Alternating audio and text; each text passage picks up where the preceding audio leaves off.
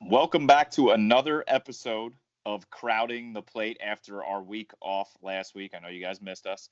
Dubs and I are here, and we are ready to roll today. As always, we're brought to you by the great people at Branded Sports, thebrandedsports.com for anything you need, branded_sports on Twitter. Dubs, the rain has, I think, stopped in the Northeast, and we want to talk baseball. I am K-Mess, as always. What's up, guys? Dubs here. I'm back. Show's back, and the Red Sox are back. All right, well, you want to start there after the Sox lose a game last night that Sale has 17 Ks. Why don't we start with the Sox? Not a big deal. Yeah, so the Red Sox finally back over 500. So the games, I say the season could start now. Okay. And but just to put it in perspective, though, the turnaround of the Red Sox have figured out. First of all, they've won 8 of their last 10. Mm-hmm. In the middle of April, they were a minus 40 run differential. They're now at plus 26 on May 15th. That's crazy. They've done it without Bryce and Eovaldi for the most part. So they've been down 2 starters. You know, whatever you may, I think Bryce is great. I love Eovaldi. But however you picture those guys fitting in, we're down 2 starters. And we're putting on this performance. And it's been entirely the lineup. We've gotten the 2018 lineup back finally, and everyone's ripping it up. Rafael Devers, most of all. He's been an absolute wagon on his own. He just can't miss at this point. Mm-hmm. And then JD Martinez has been on a tear the entire season. Mookie Betts is back right around 300 as he always is. Benintendi struggle a little bit, but that lineup has really settled into the same groove that they had last season, which makes you feel a lot better. And then, as you mentioned, we have Chris Sale. Finally, Chris Sale has figured it out this year. And, he's figured it out better than he ever has in the past, apparently, because 17 Ks in 7 innings. Unbelievable. Fastest person to ever get to 17 Ks in a game. How many runs did he give up, though, last night? Did he give up all the 4? He had one 2-run home run to Arenado, though. So I'll let it pass. In the 7th, in his final inning. Okay. But the man, he threw 108 pitches last night. Everyone was pissed off because he got pulled with 17 Ks, and when you're that close, at 108 pitches, at this point you're finally getting Chris Sale back. You don't want to push him past this what early he needs in to the be season. pushed. Why? And you already got I think he's okay with that unbelievable outing. Actually, I know he is because his response to all that is, quote unquote, I respect Alex Cora as much as anyone on the planet, and I'll never question anything he does. Done. Chris Sale, tag Nick Williams. Yeah, you love him. I love him. This is kind of what I've been fearful of the whole start of the season, and I have never said to you once I think this is going to be the Sox the entire season, because I'm a Yankee fan that lives in fear constantly, and I never thought this was a real thing. I don't know if it was the World Series, hangover. I don't know if it was how the Red Sox handled spring training and kind of easing, especially the pitchers like Chris Sale, not really pitching them in the spring. So kind of the first month of the season was sort of Chris Sale's spring training. And now it seems like he's out of his spring training. So, now everybody was kind of talking shit on Cora and the way that they handled spring training. But you know what? We're in May now. They have a winning record. They're only 2 back. So maybe, again, Cora's smarter than all of us. Yeah, and I'll tell you right now, that first month and a half of the season was bullshit. I keep crunching the numbers. I keep looking at the schedule, and I hate whoever picks the schedule. Schedule pickers, worst people on earth. I'm going to throw a lot of numbers baseball at you writers? here. What about the baseball writers? You hate baseball writers. All of them. Throw them all together because, this is preposterous. I've been crunching numbers all day. I've been in the lab. And, the Red Sox just got boned with this schedule. So here's the numbers. After Wednesday's game, after tonight's game, they have a game at home against Colorado. They're finishing off a 2-game set. Mm-hmm. This is Wednesday, of course. They've played 3 fewer home games than road games, but then they only have 6 home games in their next 20 games. 6 out of 20? So that means on June 6th, the Red Sox will have played 47 road games in their 63 games on the season. So I mean, the upcoming road trip includes 3 in Houston and 4 in the Bronx. Mm-hmm. That's not gonna be easy.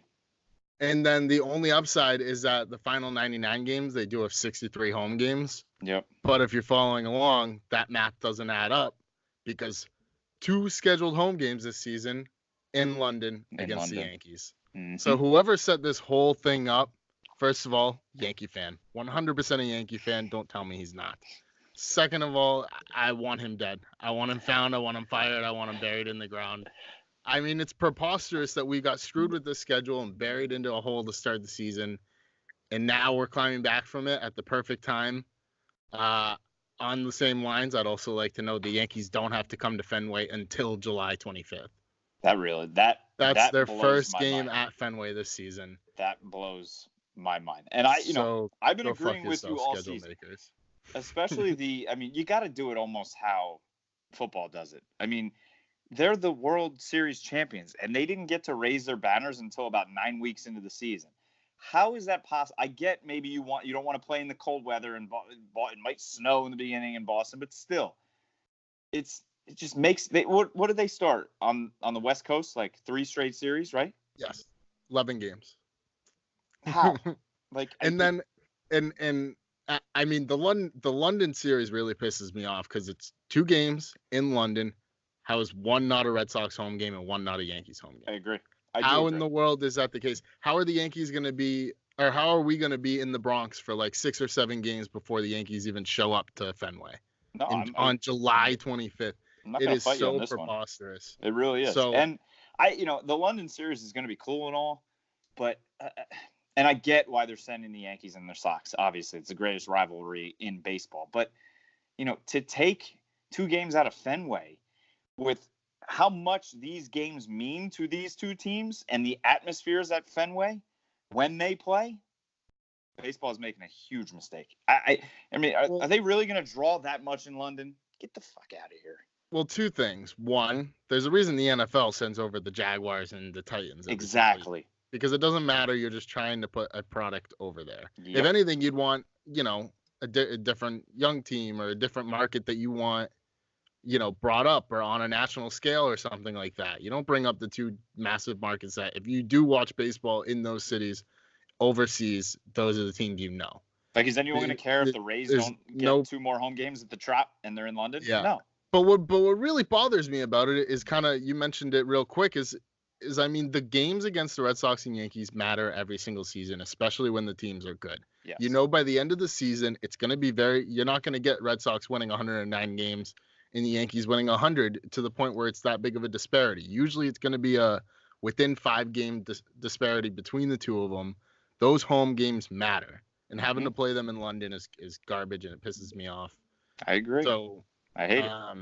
Other than that, though, really why I got into it was because I was trying to figure out when this hellish run of games and scheduling ends. Really never does. For anyone wondering, after the next 20 games, if the Sox can get through the next 20 games unscathed, still above 500, then we're coasting the rest of the season. 63 home games at Fenway in the last 99 games of the season. I'm in for that. I'm here for that. And again, as a Yankee fan that lives in fear of them, I see them going down to Houston and winning the series. But we actually got Houston for 6 games in like our next 10. So Houston comes here next week, and then we start our road trip. All right. Well, that's going to be big games. The way they're playing ball, and we'll talk about the Astros in a little bit. But those series will be big against them. But I mean, the Red Sox have certainly gotten back to their old ways and figured it out. And seeing what they did last season, I mean, I expect them to continue this upward trend, not have it be an aberration. Because I think this team has proved they're not an aberration; they're just that good. Your repeat's back on. Oh yeah. Repeats back on. Everything's back on. I do wish Tyler Thornburg would leave Earth forever. Like if it takes like an alien probe coming down and grabbing him, that's what it takes. But he needs to be gone because I mean I'd rather pull my teeth than sit there and watch him pitch anytime he comes in. And at this point, it's not even ever in an important situation. But we could be up 5 runs, and I'm still like, I don't know. It's Tyler Thornburg. I might go take a leak and come back, and we'd be down 3. So I can't stand him. But everyone else in the lineup is really starting to step up. Yep. Some of these injured guys are coming back. Michael Chavez, beast. I mean, the young guys, really. Just Michael Chavez and Devers in particular have been unbelievable. So. Well, speaking of injuries, is it time to speak about some Yanks then? Since they are obviously we can move the on most to the Yankees injured. if we're going to talk Yankee injuries. Injuries. All right. Well, the injuries keep piling up. They're getting some guys back, but they keep finding ways to win. I mean, this team's right behind the Rays now. They had a great series down in Tampa at the Trop, where they apparently didn't pay their electric bill before the last game. But they just had 2 rainouts in a row. They have a doubleheader today with the O's. They won 5-3 in the first one. They did get, Hicks back. A couple of the guys are coming back. So Andujar made it back, and now he's back on the IL again. I didn't even know did he play a game? Oh, no, he played for a couple weeks and really? Struggle City. I mean, I must have missed the news completely when he came back, because I kind of found out about the whole everything basically when I heard the news that he was on the DL again. Yeah, no, it was like 2 weeks ago, 2-3 weeks actually. He was back, and there was a great little video of him and Gleyber Torres running out on the field together. The buddies were back, but I mean, Andujar just didn't have it. I mean, he was struggling at the plate, not hitting anything. Goes back on the IL with a shoulder injury, same shoulder. So at this point, I mean, it's got to be surgery time, right? They were talking about season-ending surgery when the injury came, but then they said, no, let's try and, as the Yankees always do, rest and some rehab and see if it can, work itself back. They worked him back, and that was probably what the struggle was about. So at this point, the way Gio Urshela is playing behind him and the depth they have, I mean, he's a young guy at this point, right? You would figure the season-ending surgery has to be on the table again.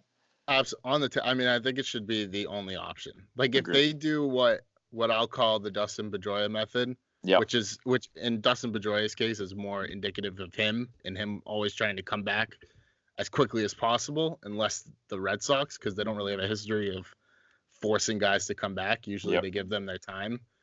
But it's kind of in the flip way. They want Andujar back so bad, but Andujar absolutely needs to have the surgery. I mean, he can't just keep trying to rehab it, or else all you're doing is delaying an inevitable surgery. Agreed. So, I mean, if they at all bring him back this season, I think it's a mistake. I think it just shows the complete dysfunction within the Yankees training staff. Agreed. And their decision making around injuries, because it's already clear that there's dysfunction there, and there's just, I mean, they're just bad at it. They just don't know how to manage injuries whatsoever. And well, talking dysfunction, let's talk Stanton then. I mean, you retweeted it yesterday. He went on the DL early in the season with the biceps tendon, and then they said, the biceps healed, but now he needs a cortisone shot in his shoulder, and then it kind of just like went away, and no one was talking about it, and then all of a sudden it popped up, and Boone's like, yeah, it's something, we don't know, it's in his shoulder. He's trying to rehab in Tampa. Yeah, for anyone, like, specifically, I saw a report Tuesday on Twitter, and I'm reading it, and I told Kevin I did my research. I thought I was getting punked because it was a quote from Aaron Boone saying, yeah, we're not sure what Stanton's injury is. And I looked everywhere. It was a real tweet from Tuesday of this week in the middle of May. They just had no idea. He's just been sitting there. They're like, we know he doesn't feel good. So we don't know why he doesn't feel good. Not on the New York Yankees right now.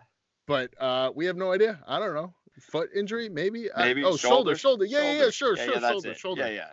It was laugh out loud funny. Like I told you last episode, it's I'm sorry, but it's comical at this point when a Yankees player gets hurt, because it's so absurdly unheard of that it's like Baltimore losing last season. Like, every time they lost, you're like, all right, keep it rolling, because it's absurd now. Yep. I mean, it is a shit show. With all these young guys playing and the way they keep winning, I mean, you always make fun of Aaron Boone, but he really has been doing a great job this year with this team. And he is making the right calls with the bullpen at the right time, going out of Vino at the right time. I mean, I think this is the best he's done this stretch in his 2 years now as Yankees manager. I always kill him. I did say he was going to be a weakness, but so far, I got to give the man props. Absolutely. And I think there's two things that play into it, to be honest. I think one is you're getting everyone's hardest. When you have all these young guys in here subbing in for people, we've said it a bunch of times, but when those young guys are playing for their jobs and playing for $100,000 and trying to make a name for themselves, you're going to get them at 110%. And you're also going to get them in a shape where you can mold them. So whatever Aaron Boone's style is, I don't know what that is, but whatever his style is, he can use it much more easily on these young guys than he can impose it on the all-stars that he's really working with on this roster. Yes. So I think it's a double-edged sword where, one, you're seeing that, yeah, he can manage for sure, and he's getting these guys at 110% where they're going balls to the walls. So it's easy for him to manage that. The question is, when you have your team put together like you did last season, I mean, you're not managing those personalities correctly. So it either so maybe what we've been saying this, or what I've especially been saying this whole time, where Boone's a bad manager, maybe that's not the case. Maybe he's just a bad manager for the Yankees. Makes sense. Like I could see, because I could those see players on the Yankees. Because I was thinking about it too, where I could see Gabe Kapler out in Philly, where it's hard to manage a guy like Bryce Harper and stuff like that, and you're seeing that with him now. But if you look at him last year with the Phillies, he had an unbelievable time with a bunch of young players that nobody expected to do much. So sometimes the manager just doesn't do what the team specifically needs. Yeah. And I don't know how this experience would change that with Boone as far as when everyone comes back. And I'm so interested. Everybody keeps saying, like, everybody's coming back. The horses are coming back. But again, does that mean the winning continues? I don't know. I mean, it's such a double-edged sword. Like you and I talked off air, when is this going to stop with these young guys? Are they going to be able to sustain this success and continue winning? Logic says no. And logic says, obviously, you want the horses back. But when the horses come back, does that, that doesn't mean they're automatically going to start hitting. That doesn't mean they're going to click with some of the young guys that are still going to be up. It's just it's a weird season. It's a weird dynamic that's coming. And again, I don't know how to feel except just to be happy in the moment with them continuing to win. I mean, I have no answers for it. Yeah. I mean, I think that's all Yankee fans can do, but I don't know. There's still some, when that lineup is all together, there's still something missing. And I don't know if it's the manager. It's Kendrys Morales. Probably not. But I mean, you can get into that nonsensical transaction. What? Wasn't he DFA'd? I don't even know. I didn't know he was still in the league. I couldn't like when I saw you guys picked him up, I was like, from he got Stop and Shop. This is his second trade of the season. He was on Toronto, really? And they traded him to Oakland. Okay. And now he's coming back to the AL East. I mean, I don't think he's been doing anything. I can't tell you what his numbers are. I didn't even look him up because guess what? I don't really care. When I saw it, my immediate reaction was why. I mean, I feel like that's, first base depth isn't really what they need right now. What this does tell me is they're making moves and they still don't know that they need a pitcher. With Dallas Keuchel still sitting there. I mean, if you're going to be making moves, why is it not the move that everyone's been calling for and everyone knows makes way more sense? Especially now Paxton's on the DL. And then they call up Loaizaga, who got shelled in his first outing, and then he goes on the shelf. So then they were starting Luis Cessa the other night, as an opener. Boone said, I quote, he's going to give us 2 to 3 innings, and then we'll piece it together after that. Luckily, that game was rained out, so it didn't happen. But, I mean, Keuchel's still sitting there. And this is very funny. The Yes Network, I caught it on Instagram. I text you during it. They put up a thing with Keuchel, and it was a picture of him saying, talks with Keuchel and the Yankees heating up, and that, it's more likely than not he's going to be a Yankee. And I was like, damn. And then, 20 minutes later, I clicked on there, and it was gone. Well, that's because 20 minutes later, I got a report saying that the Cleveland Indians were interested in Yeah. Kyle Keuchel. And apparently the Cleveland Indians scared away the Yankees. Speaking of pitching with the Yankees, like you said, they're not addressing the big elephant in the room that everyone's talking about. Keuchel's sitting out there. They had Gio Gonzalez sitting there. He was on that April 20th. If he wasn't called up, it was a month ago, he could opt out. He opted out. He went to Milwaukee. So far, for the Brewers, he has 3 starts. He's 1-0, 12 strikeouts, 16 innings pitched, and he has a 1.69 ERA. Are you telling me that couldn't help the Yankees right now? I mean, it sounds about right. Like, do the Yankees' pitching decisions in the last 2 years, quite honestly, have been god-awful. Between Sonny Gray and, I mean, Tanaka, when he's healthy, is obviously on, but he's fallen off on his own. Just Paxton signing, I didn't have a problem with it, but now he's hurt and just. Well, even the way they handled Severino last year, clearly you saw the second half of the year he was not the Cy Young pitcher that he was in the first half. And they're like, yeah, he's just, he's tired. Yeah, to say every issue on that starting rotation is self-inflicted is wrong, but there are a lot of self-inflicted wounds on that rotation, and that kind of plays into the troubles that they've had. But I mean, you mentioned the bullpen real quick earlier. They've just been kind of lights out, and Boone's been managing it well. So that's how they're getting their wins. But they've Tansis sucks.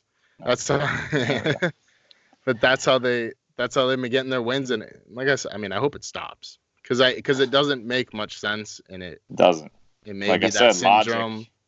Maybe that syndrome where he's managing. It's easier to manage the idiots than it is to manage the rich people. Yeah, the rich all-stars, but it's got to collapse at some point, right? I mean, it really does blow my mind that they had Gonzalez sitting there on the cheap, and you're not telling me they didn't know Sevy wasn't coming back until at least after the All-Star break yesterday. They've known that for a while. Yeah. And you just let this guy walk out the door? Literally, just walk out the door. All you had to do was call him up, give him a start, and boom, his contract was locked in. And they weren't paying him a lot of money. What, you're gonna call up Loizaga? Okay, he had a couple good outings last year. Luis Cessa? You can't give Gio Gonzalez one start to see how he fucking does? Yeah, if you're not gonna sign Keuchel, at least give the guy that you already signed a chance. Just one shot, one try. Hey, everyone's injured, but no, not you. Why'd you bring me here? Yeah, in the first place. Right before we finish the Yankee stuff, real quick, can I get a Tulo update to get my game watch? There is no update. I mean, he had a home run in single A down in Tampa, and then his next at bat he got hit in the hamstring with a pitch. He got taken out of the game, and there really has been nothing since. So I am losing big time in the over under 50 games. Sticking to under 50 games for too long. Can we count spring training and like single A ball towards the 50 games? Honestly, probably. It probably wouldn't matter. Still be under. Yeah, I think that was that's going to come back to be a big Cashman mistake, and he doesn't have a lot of them, but it didn't cost him a lot, but everything else. He doesn't have a lot of them, but he's got a lot of questionable moves, and I don't know. I think there's clearly an issue with the training staff or the management of injuries. I say it every time. I sound like a broken record, but I mean, that type of stuff absolutely comes from the top down. Yep. That's not something where you can look at on the field level and say, there's the issue. Like, it's top down and it's management, and that needs to be figured out. And I the injuries aren't necessarily Cashman's issue. No. But it kind of needs to start with him if they need to figure out what's going on here. Yep. Agree. I just, I hope they get some of the horses back and the winning continues. But like I said, logic says this isn't going to continue. But hey, baseball is not that much of a logical sport. So. Nope. Doesn't make sense sometimes. No, it does not. So you want to just we got a couple more topics. Obviously, we spent a lot of time Yanks, Sox, but there's not a ton going on in the world of baseball right now. The good, like you said, the good teams are playing well, the bad teams are playing bad, and that's kind of where we're at. So yeah. But if we want to move on to some more issues, I guess. Yeah. Move on to Bryce Harper and the Phillies. I mean, the Phillies are still atop that division, and that division is sinking hard underneath the Phillies. It's unbelievable. So, I mean, the Braves are still hanging in there, but they really haven't been nearly as electric as they were last year. No. And so with that, Harper's batting, he's slashing 219, 370, 432. I mean, he's got 7 home runs through his first 41 games. I think he had 7 home runs through his first 7 games. Yeah. So in his defense, he's leading the team in walks, but he's also leading it in strikeouts. So he's really just not swinging the bat. And to a point we made early before the season started, when the Harper deal kind of happened, Harper slumps. We mentioned it. Philly's not going to love it, but this is how he plays baseball. This is how most power hitters play baseball, is they slump. And then they get really, really hot, and it seems worth it. But, I mean, they're going to slump, and if they're slumping at the wrong time, I mean, right now the Phillies are kind of skating away with it. They've had a ton of home games. They're playing well at home, but they're struggling on the road. Those road games will catch up with them. They will find their way into the schedule, and if Harper hasn't figured it out, they're going to really, really struggle without him. Because Hoskins is striking out a lot this year. Yeah. You've got other guys. Hoskins is only batting 270. You got a lot of other guys that maybe not playing as poorly as Harper, but aren't living up to what they kind of expected. Outside of maybe Real Mutos look really good this year. Yeah, he has. Yeah, I mean, after that first, 2 weeks of the season where, they were crowned, Philly was crowning them the World Series champs in the first 2 weeks. They were taking the whole thing. They were not, CEO Joe was going to games saying even when they lost, they win. Day games don't count. And, again, they are sitting atop this division, 24 wins. I mean, but the second place team of the Mets, and they're 20-20. So, I mean, they're the only team above 500 in this division. I think the Nationals are done. I mean, they can't catch the ball. Yeah. They can't hit the ball. I mean, I think their manager's going to be fired before the season's out. Most of the young guys have been hurt this year, too. Exactly. At some point in time, injuries, whether extended or not. At some point in time, they've been on the bench. So, this division is it's Phillies to lose. Yes. At the same time, I think a lot of Philly fans are going to come back from the 76ers run in the NBA playoffs being over, and they're going to look at their team on paper, in the newspaper, and look at the standings and say, all right, things are going good. Let's keep it rolling now. But if you look deeper, I mean, there's things that you just need players to get hot in the pitching staff, which was notably going to be a concern coming into the year. I mean, Arrieta struggled. That some of these guys are going to need to step it up, and they certainly have the talent for it. But when you look at some of these other top NL teams right now, especially the Cubs so far in that whole division, the Central, I mean, it's going to be hard to compete and try and say that the Phillies are a better team than a lot of those other top dogs. Yeah, I agree. I mean, so, I don't know. The one thing that I would worry about is the Braves getting hot. Absolutely. And that's why I say it's their division to lose. It's far too early to say. I mean, if you're looking across the board, no one's going to say the Rays are guaranteed to win that division with the Red Sox and Yankees in it, despite the Red Sox and Yankees struggle. So if the Braves are struggling, it doesn't mean they can't turn it around.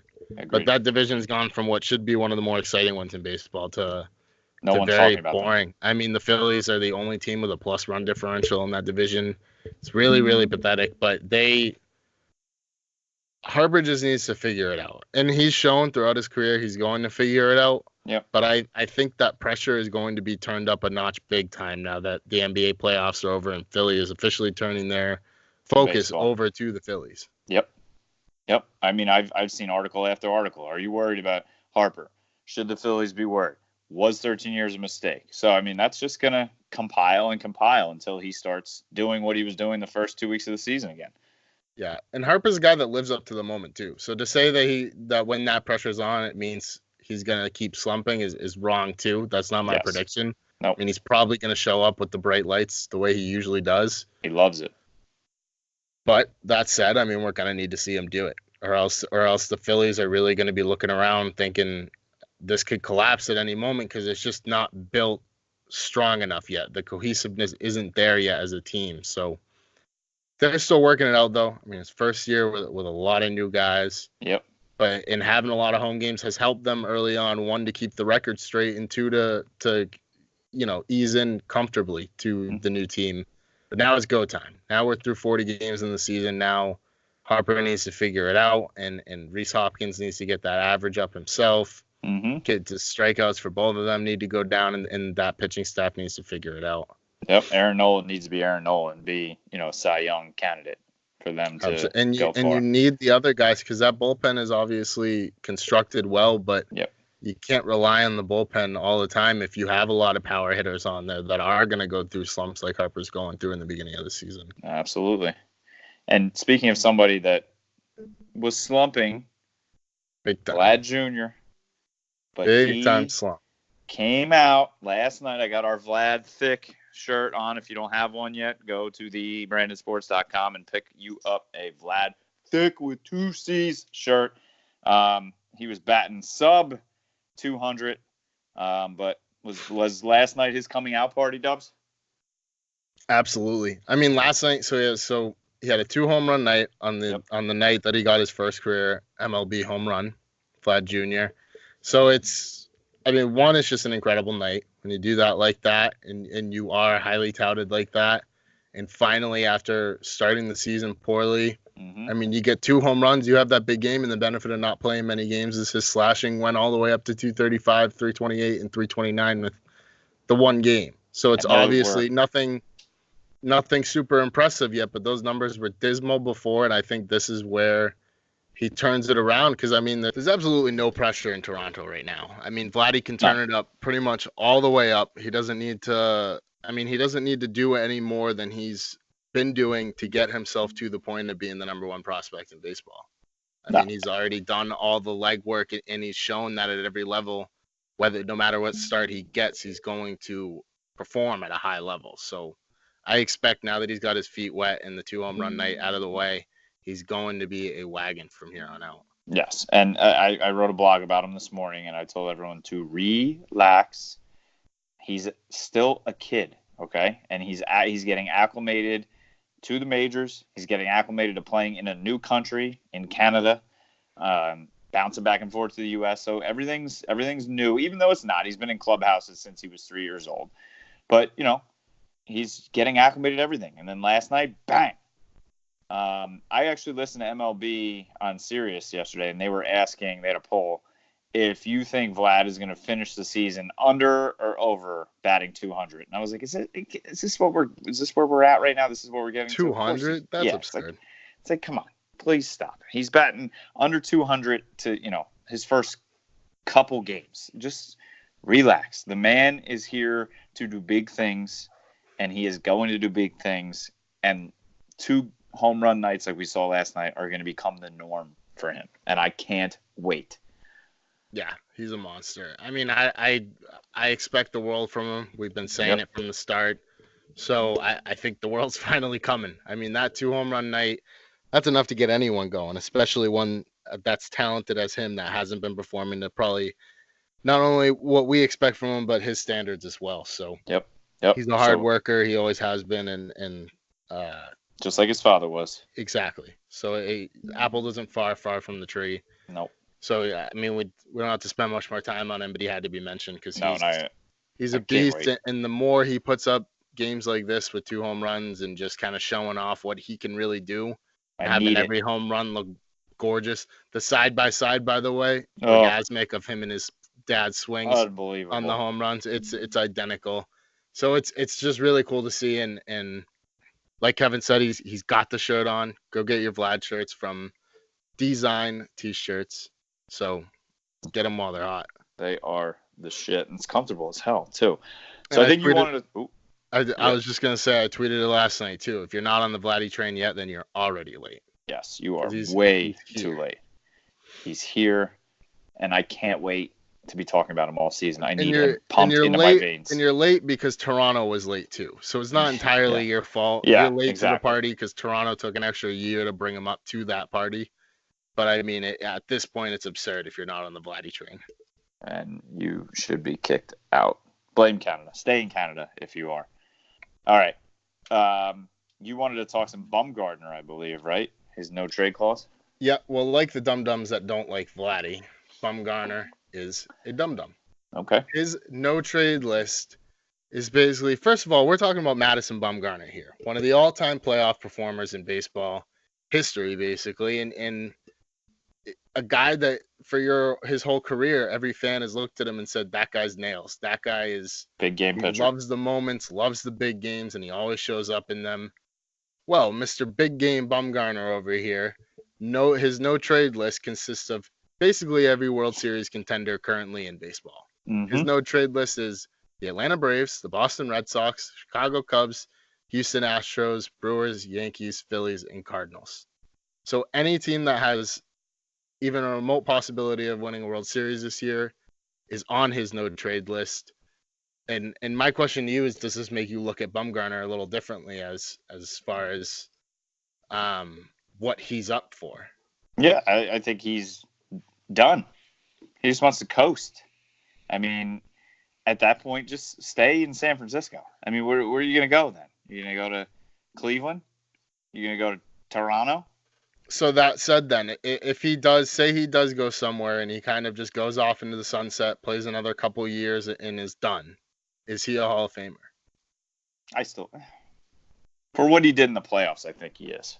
But that's the thing, though. I mean, Curt Schilling, obviously an eccentric person. I'm not going to say the only reason he's not in the Hall of Fame is because of this, but he was very similar to Bumgarner in that he was always a postseason juggernaut. And he did it with more than one team. But he didn't always have it in the regular season. And Yeah. Bumgarner doesn't either. I mean, you'll see him post a 4+ ERA every couple seasons or something Yankees like that. lit him up a couple weeks ago. And then he'll come in the playoffs and just be nails. So, I mean, if a guy like Curt Schilling, if we're looking at just on the field, I know everyone's going to hate the Curt Schilling comparison just because of the way Curt Schilling is as a person. Mm-hmm. But on the field, they have very comparable careers.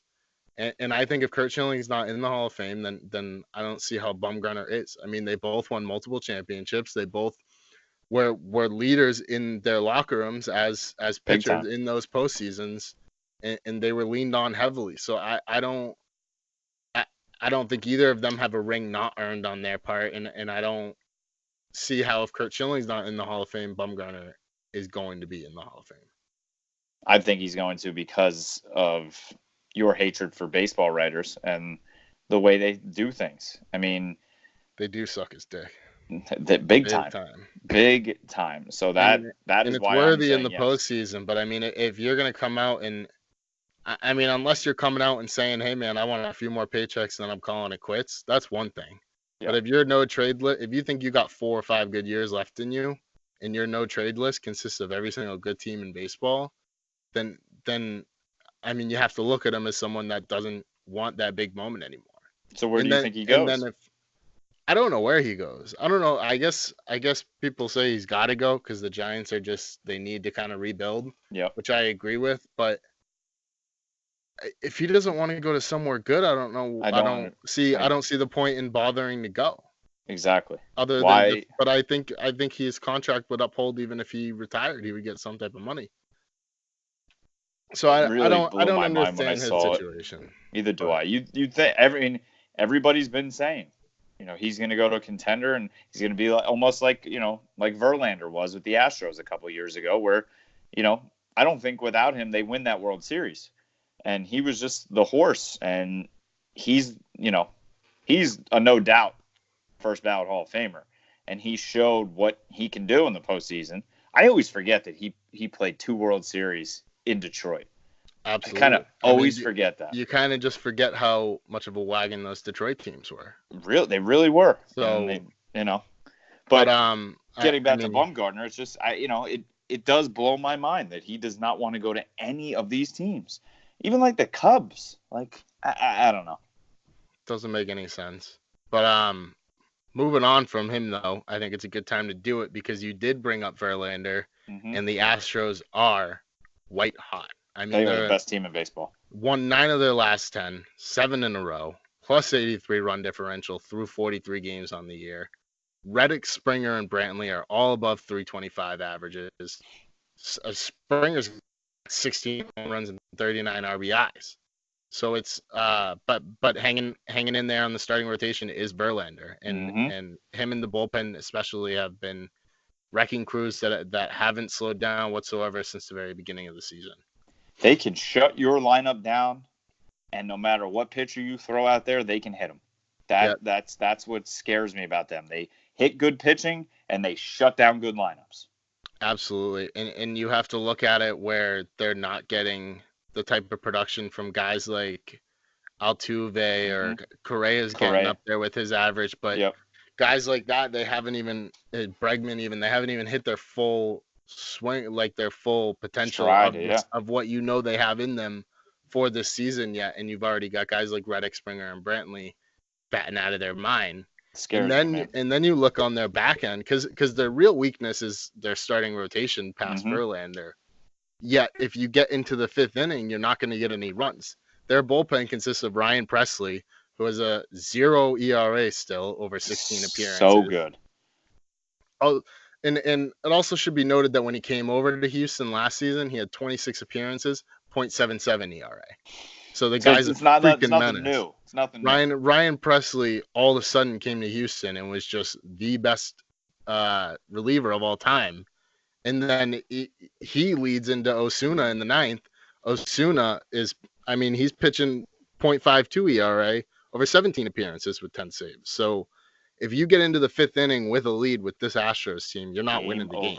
And chances are they are getting the lead. Yep. I mean, you can't stop them. Like I said, we said it earlier, the Red Sox have a big couple series against them coming up. And that's kind of big for both teams, honestly, especially the way the Red Sox lineup has looked. But I think those series are going to be fun as hell. I mean, I hate watching the Red Sox play baseball, and I hope they get trounced. But at the same time, I need the Astros to come down to earth a little bit. So it's just going to be, when you get two mammoth teams like that, peaking kind of at the same time, that's what baseball is all about. Yeah, and when you look at this Astros roster, I mean, you have to think it's one of the better Astros teams that we've had in the last 4-year stretch that they've had going on. This is the World Series team all over again, but better. So far, they've definitely had the deepest wealth of talent this season than they've ever had, or they've gotten the most out of the talent that they've always had, basically. In Reddick and Springer and Brantley, they've all been there. It's not like they're new arrivals. They just are hitting a ceiling that we haven't seen before. Yeah, no. And a team in the NL that's kind of doing the same thing as the Cubs. I mean, we saw them a couple years ago win the World Series. Everybody's saying that this team's going to, win multiple World Series. Last year they won 90 games, but it was kind of a letdown, disappointment of a season. They went to game 163, right? Yep, that's right. Yeah, they did, and they lost to the Brewers. Yep. Is Maddox on the or Madden, excuse me, on the hot seat? They didn't renew his contract, so he's managing for his life. They had a huge series at home against a surging St. Louis team, and they just absolutely waxed them. Their pitchers have been pitching great, besides you, Darvish. And they're swinging the bats too, and they look like the Astros look like that fun, healthy, strong team from when they won the World Series. The Cubs look like the same thing. Yeah, Javier Báez is back in MVP caliber form. I mean, it's like the season never ended last year for him. And then you mentioned the starting pitching. I mean, I got the numbers here. They're unbelievable. Lester has had hell of a bounce back season. Over 7 starts, he's got a 1.16 ERA. Hendricks has a 2.86 ERA. Hamels has a 3.08. So, I mean, those guys as your starting rotation, as your big top 3, you can't ask for a much better situation in baseball with the way they're pitching. And I will say real quick that Hendricks was one of my favorite extensions when we talked during the offseason. Big time. But I mean, Javi anchoring that lineup the way he did last season and the way he's continuing to do this year is huge when you see guys like Chris Bryant playing better, basically. I mean, Chris Bryant especially had a really tough year last year, especially for his standards. So getting those guys back that will come back and perform the way they have their whole careers around Javier Báez and then behind the arms of that starting rotation, the Cubs are going to be in it to win it. My question to you is, you got the Cubs, the Brewers, and the Cardinals all playing well to start the year. Through 40 games. I mean, they're only, I think, 3 games apart. So what's that top 3 going to look like in the NL Central come the end of the season?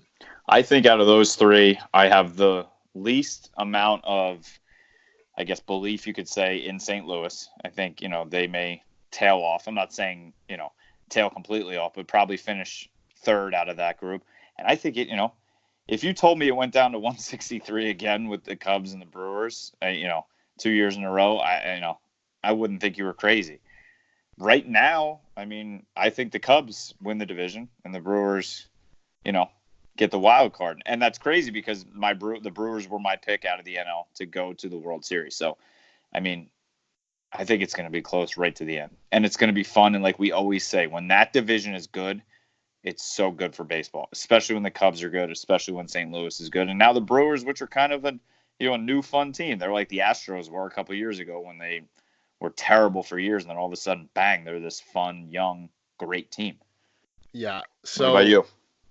Here's my take. This is going to sound weird after just sucking the Cubs' dick, basically, but I think St. Louis? I think it's going to be the Brewers, St. Louis, Cubs. Wow. Okay. Because and it's for this reason. It's none of them. I think Milwaukee has the most complete team and the most talent overall. Yep. And I think that will just show over the season. I think it has the last couple seasons that they are just a force. But when it comes down to the Cubs in St. Louis, it's kind of two things. It's one, the Cubs have shown to be kind of a streaky team since winning the World Series. They go through these big lulls and peaks and valleys, however you want to say it. They have them.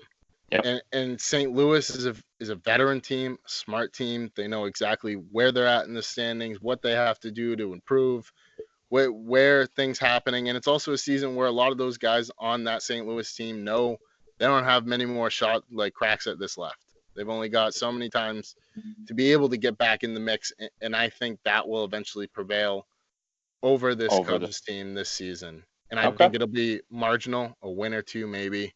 But I do think Milwaukee comes away with that division. But I think that's the race to watch. And I think absolutely that'll become more and more evident as we get to the middle of the season.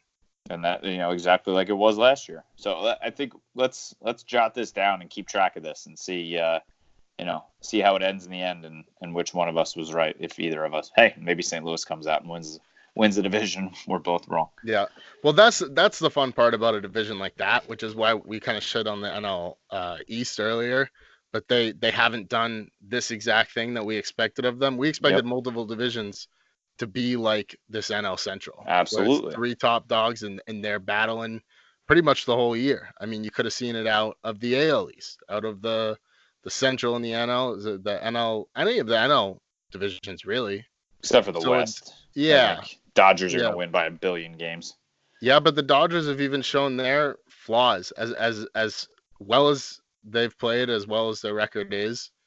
It's nearly impossible to go to 3 straight World Series. Oh, yeah. Freaking hard to do. Agreed. That's a lot of work. That's a lot of baseball. A lot of baseball without any reward. So there's really no release of all that tension of just multiple seasons going to the World Series. So I think this was the year where that division could have been tighter, especially with new All-Stars in that division. And the Rockies have looked good. So the NL we came into the year thinking there would be a lot of races. It's looking more and more like the NL Central is going to be the only race. The big race, but it should be good enough to kind of feed that need for it. Yeah, I agree. That's all I got, man. Yeah, that's it for me. We got Yanks, we got Sox. So the Sox have one more game against Colorado, correct? Tonight, Wednesday night. You guys will hear this on Thursday. So the game would have already been played, but they closed out a 2-game series with the Rockies.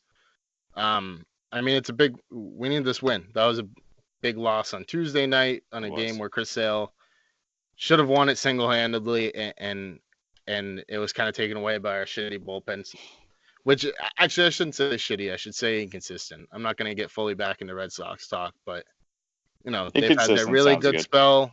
Yep. And they've just got a couple guys on there that you don't feel good about when they're out there. But even when you look at the numbers, though, they've been all right.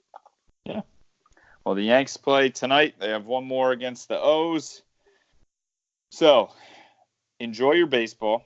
Hopefully the rain, wherever you are, has subsided and you can enjoy some beautiful spring weather, which means some beautiful, beautiful baseball as we head into summer. So, as always, I am KMS on Twitter. You can find us almost anywhere, Dubs, right? Yep. Find us on Twitter at CTP Pod. Myself at Brandon Nick Dubs. Kevin, you just said it, at KMS22. Make sure you go follow at Branded_sports, obviously. And then find the podcast anywhere, really. Anywhere podcasts are found. Google Play, Spotify, Apple, and Local YouTube. library. Follow the YouTube page. I keep making those videos look cooler and cooler, and you guys are going to like them more and more as the episodes get better and better, and we get, great. Yeah, we get some guests on. We're going to be going to a minor league baseball park this summer. So we got a lot of things cooking, guys. So keep listening. thebrandedsports.com. On Twitter, send us your topics you want to talk about. We are here for you. So until next time, I am KMS. I'm Dubs, guys. We're out. Have a good one.